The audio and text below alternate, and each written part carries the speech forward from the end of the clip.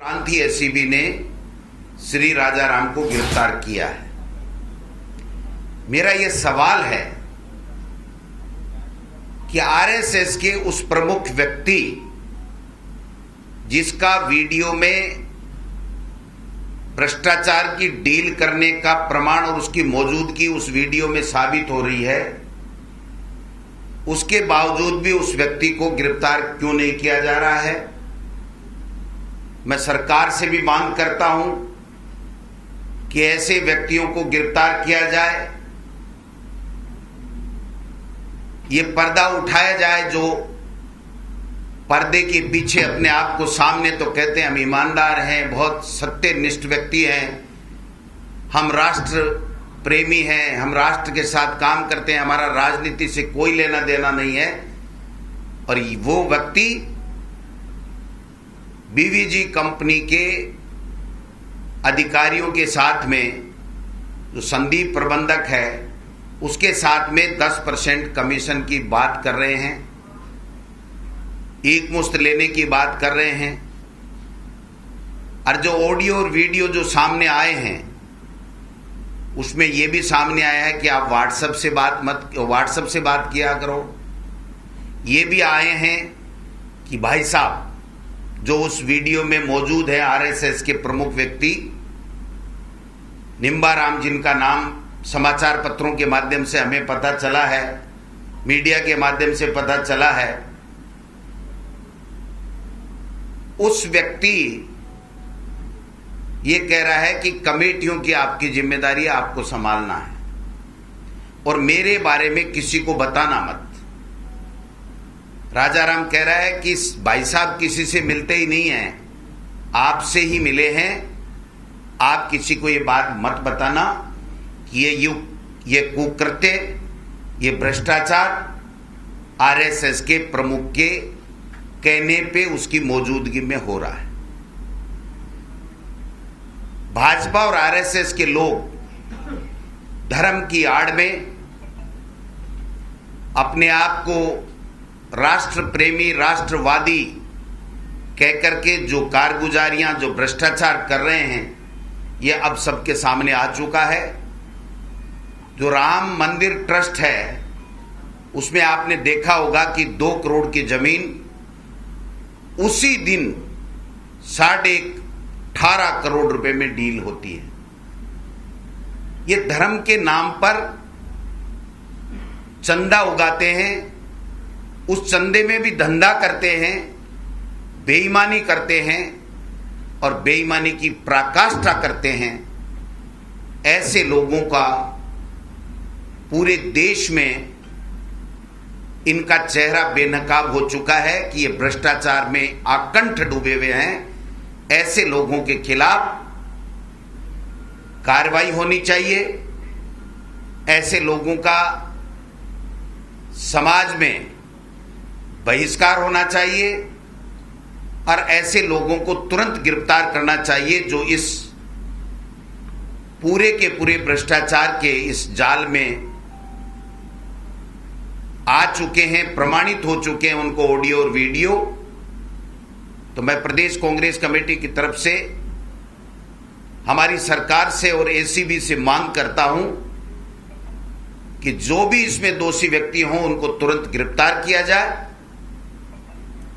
और ऐसे लोगों को हम उजागर करें जो धर्म के नाम पे, आस्था के नाम पे लोगों को चंदा लेकर के उसमें भी धंधा करते हैं, उसमें भी बेईमानी करते हैं। मैं आप सबसे भी आग्रह करता हूं कि ऐसे लोगों को समय रहते सलाखों के पीछे भेजा जाना चाहिए। उसमें आप सब भी सही के साथ खड़े हों, क्योंकि राजस्थान में मुख्यमंत्री अशोक गहलोत के नेतृत्व में हमारी कांग्रेस के कार्यकर्ताओं के मेहनत पे बनी हुई सरकार भ्रष्टाचार में जीरो टॉलरेंस के आधार पर काम करती है, आगे भी करती रहेगी। धन्यवाद।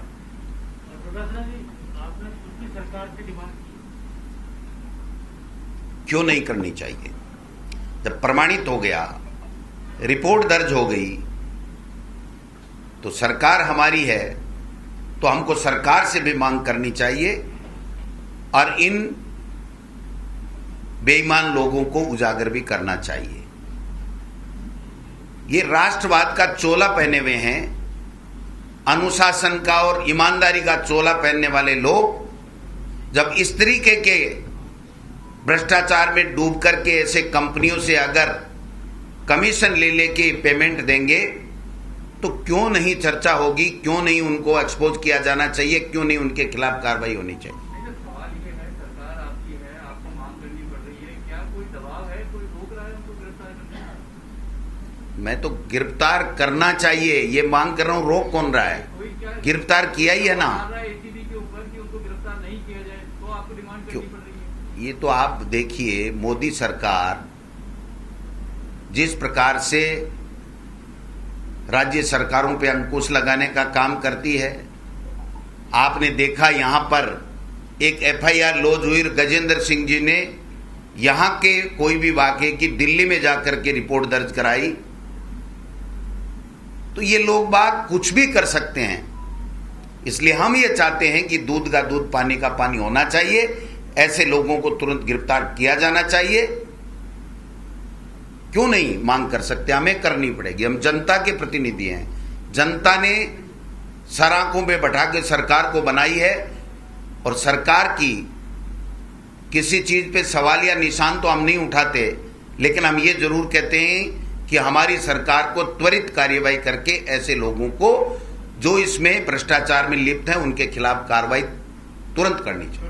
ऐसा लग रहा है कि जैसे आप माहौल बनाने की कोशिश कर रहे हैं कि अगर आने वाले समय में आरएसएस की व्यक्ति की गिरफ्तारी हो जाए तो सवाल ना खड़े किए जाए। आप पहले से माहौल बनाने की कोशिश कर रहे हैं। सवाल सर ये है कि जब राजस्थान में परिवहन विभाग में इतनी बड़ी कार्यवाही हुई, कहा गया कि भ्रष्टाचार है वहां पर, उस कार्यवाही को आगे तक अंजाम तक क्यों नहीं ले जाया गया?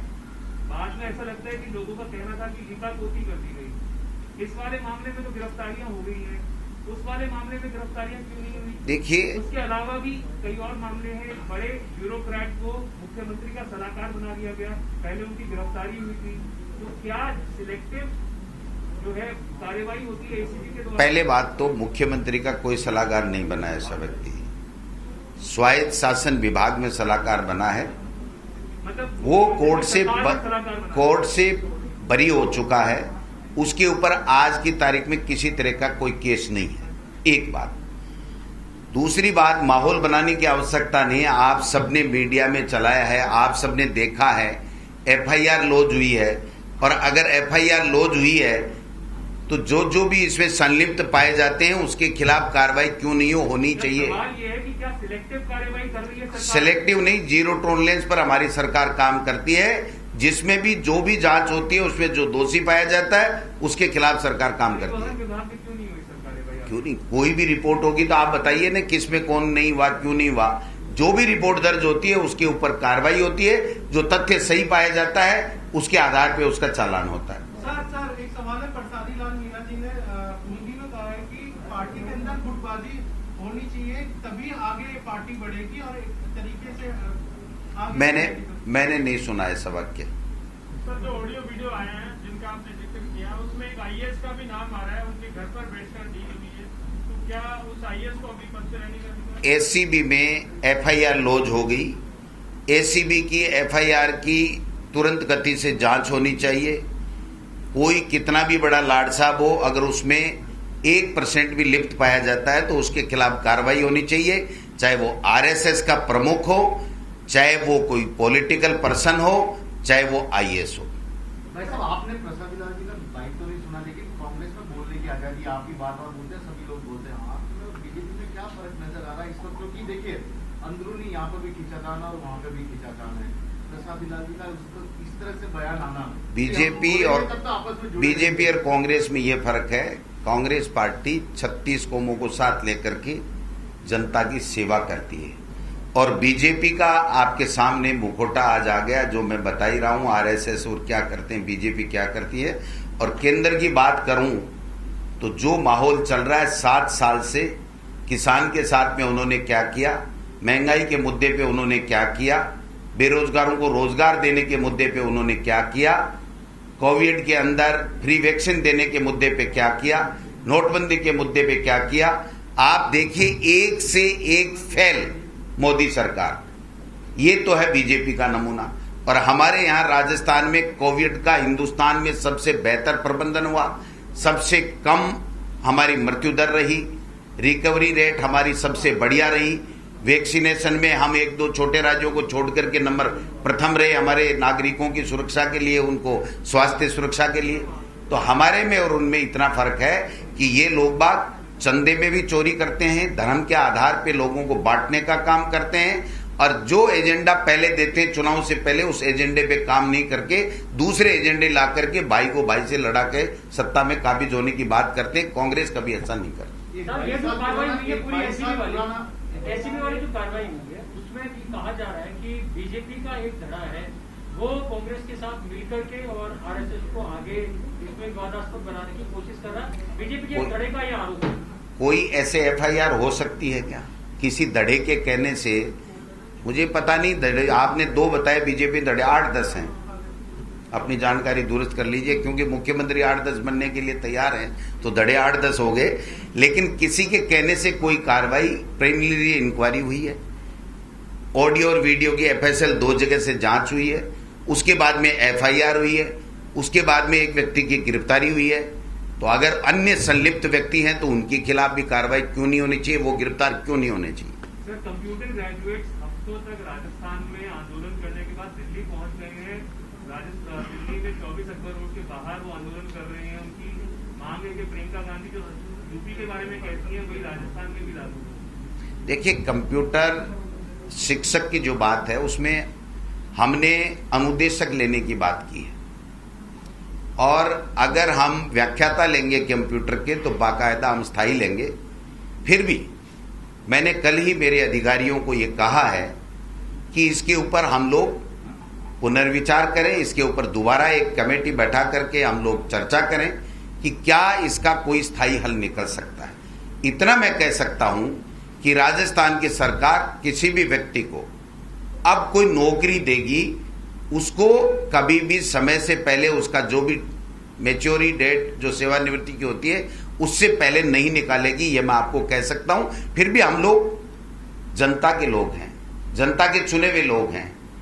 ये जो बेरोजगार छात्र, जो शिक्षित बेरोजगार हैं, इनको कैसे ज्यादा से ज्यादा नौकरियां मिलें, कैसे इनको स्थायी इनकी समस्याओं का हल निकले, इसके लिए हमारी सरकार मुख्यमंत्री अशोक गहलोत के नेतृत्व में पूरी तरीके से पारदर्शिता के साथ में, बड़ी संवेदनशीलता के साथ में काम कर रही है। इस मुद्दे को भी हम दोबारा दिखवा लेते हैं। अगर कोई किस तरह का कोई चीज इसमें मिल सकती है जो हम कर सकते हैं कानून में रह के, वो यथासंभव सब चीजें जो कानून सम्मत है वो हम इन बेरोजगार छात्रों के लिए करें। बिल्कुल, मैंने कल ही बोला है कि इसके ऊपर हम लोग दोबारा चर्चा करेंगे विभाग में बैठ करके, विज्ञप्ति निकालने से पहले, कि क्या इसमें हम लोग और कोई बेहतर तरीका निकल सकता है जिससे इन बच्चों की किसी तरह की जो चर्चा है वो समाप्त हो। सर, जिलाध्यक्षों की जो लिस्ट है सीधे मांगी गई है, तो क्या पीसीसी को बाईपास किया जा रहा है? पीसीसी से तो मांगते मांगते 4 महीने हो गए। पीसीसी ने हमारे जो सचिव है, सेक्रेटरी है, उनको कहा है, वो ला रहे हैं। एआईसीसी ले, पीसीसी ले, सब लेंगे, और लेने के बाद में एक चर्चा करके सब नेताओं के साथ में, वरिष्ठ नेताओं के साथ में, फिर आला कमान को प्रदेश कांग्रेस कमेटी की तरफ से प्रस्ताव भेजेंगे, और प्रदेश कांग्रेस कमेटी